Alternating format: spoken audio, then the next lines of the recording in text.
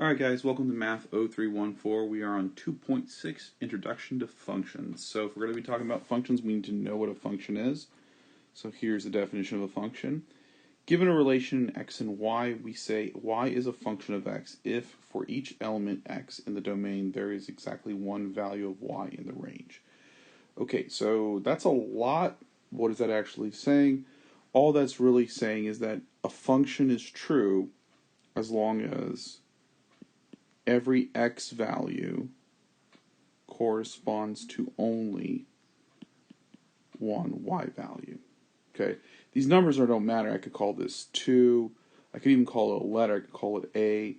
But every value goes to only one specific value. So if I called this, as I put a 3 here, if 2 went to both 1 and 3, that would not be a function. Okay, but if I take that away, actually, this is probably a better way of doing that. If I take that away and we do something like this, then that is a function. Okay? One of the easiest ways is that if I give you an ordered pair, all you have to do is look and make sure that x's don't repeat. As long as your x's don't repeat, as long as x does not repeat,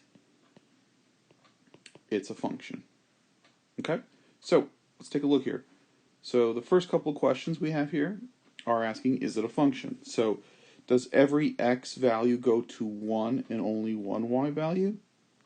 Here, absolutely not, right? This 1 goes to both 5 and 6. So that is not a function. What about over here?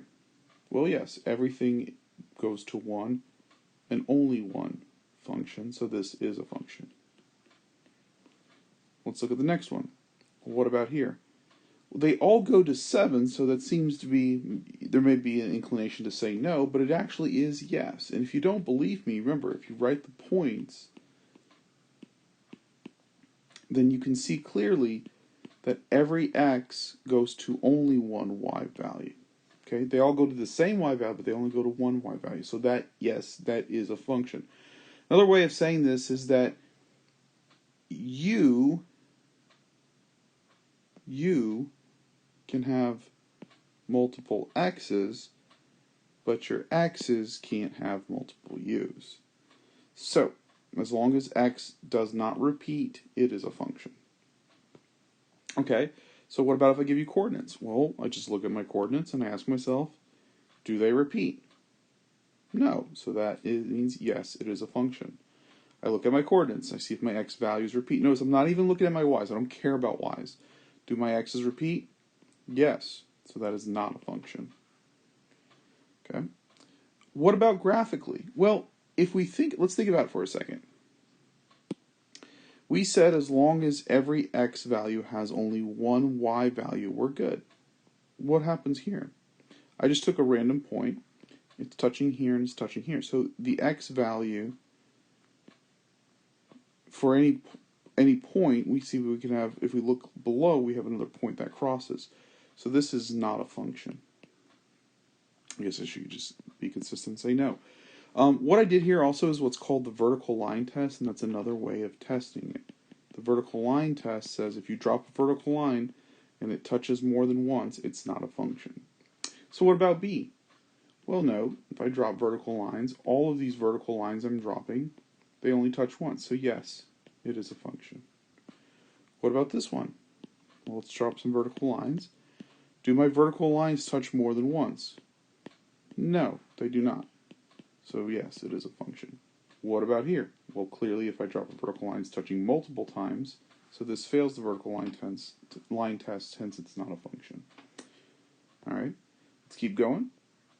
Alright, so this is more of the nuts and bolts of what we're going to be talking about. So what a function basically does is it's a way of writing essentially the same thing. This means the same thing as y equals 1/2 x minus 1.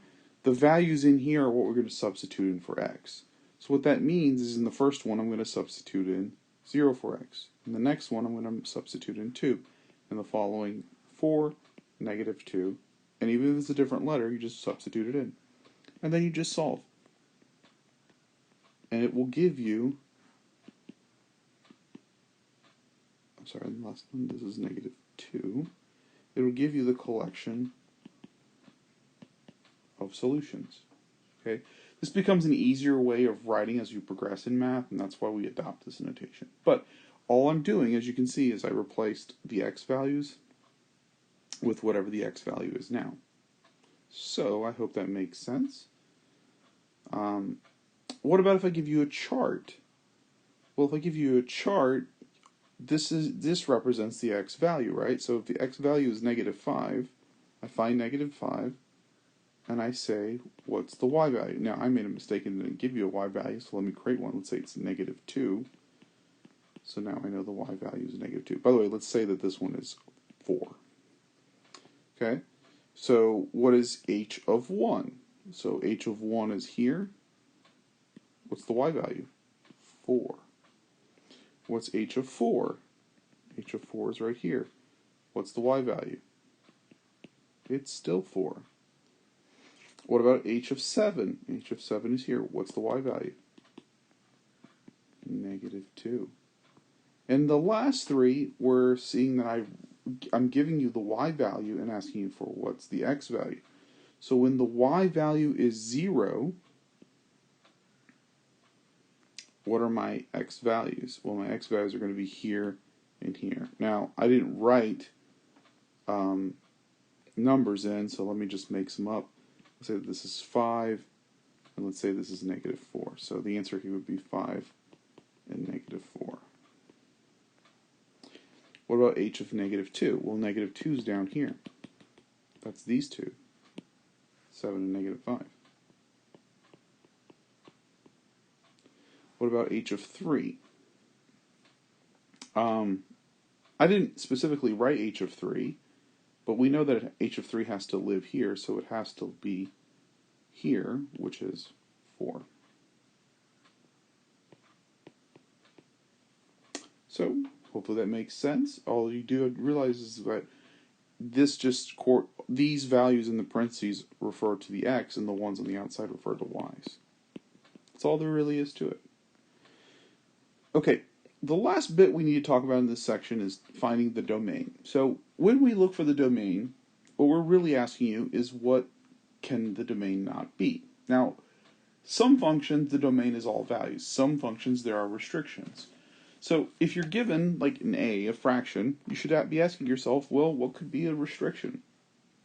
And one of the restrictions is we say the denominator cannot equal 0.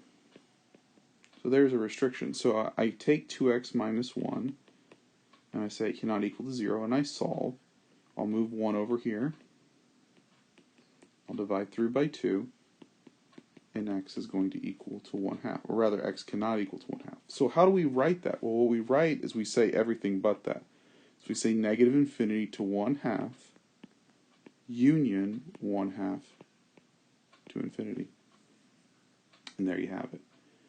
So in each of these, B, take a second now, and I want you to think about what won't work.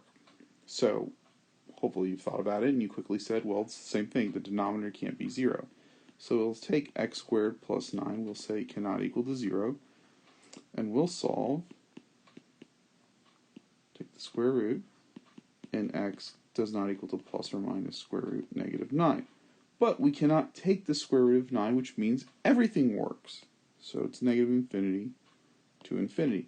Another way of thinking about that is if I square this, the smallest value squared that exists is 0. And if I challenge you, if you disagree with me, to pick another value. Just plug in some numbers and you'll quickly see anytime you square something, it becomes positive. So if I plug in anything other than 0, I'm going to get a positive number. Hence the smallest, it's going to be a 0. Which means x squared plus 9 means that you're going to be plugging in some number, the lowest is 0, plus 9 is 9. That means the smallest the bottom can be is 9. Which means the bottom can never be 0, because the smallest it can be is 9. So, I know it's a mouthful, but that's another way of looking at it. Okay, what about in C? What can we not take the square root of? Well, we just finished saying right here that you cannot take the square root of a negative number. So, what we'll say is t plus 4 can be greater than or equal to 0, because you can take the square root of 0. subtract 4 from both sides, and t is going to be greater than or equal to negative 4. In interval notation, that would be negative 4 to infinity. So hopefully that makes sense. In D, if we think about it, plug in different types of values, we realize that everything can work. And I'm getting ahead of myself here, but anytime you square something, the highest exponent, which is called the degree, when the degree is 2, that means now what I'm about to draw is not is what happens when you square something, but not this particular picture. It's always going to resemble something called a quadratic. Okay, and a quadratic basically shoots off to the left and shoots off to the right forever and ever. Hence, the domain is going to always be negative infinity to infinity. There is no restriction. So take a look at E. You should be able to very easily figure out what the domain of E is. So figure it out and then let's talk about what the domain is.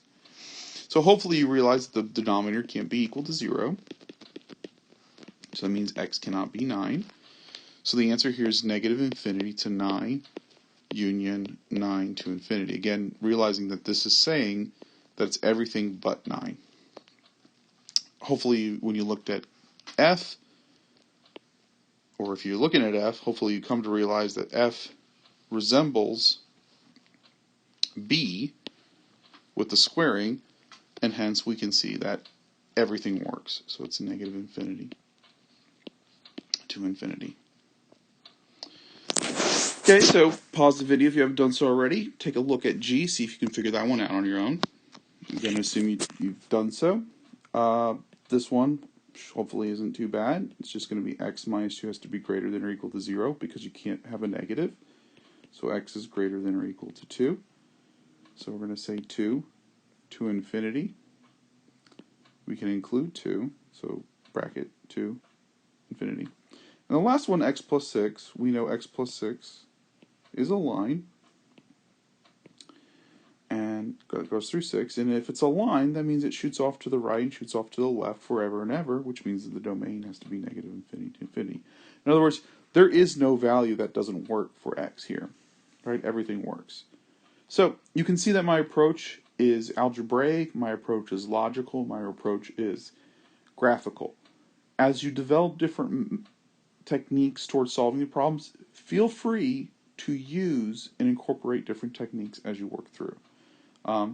But that is it, and we are done with the next section. So hopefully that wasn't too bad, and you guys are getting through it. Okay, done with 2.6. See you in the next video.